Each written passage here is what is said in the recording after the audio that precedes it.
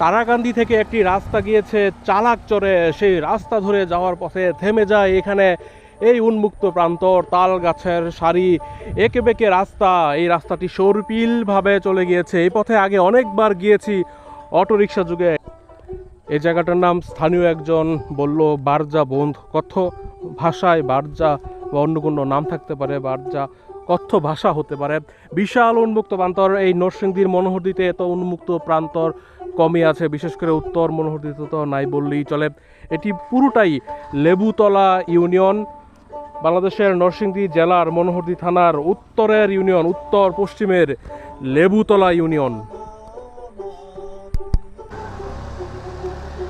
এই জায়গাটির নাম তারাকান্দি, নরসিংদী জেলার একটি গ্রাম, লেবুতলা ইউনিয়ন, তারাকান্দি এই মোড়টা। এটা হচ্ছে নরসিংদী থেকে লেবুতলার যে 13 কিলোমিটার রাস্তা। এই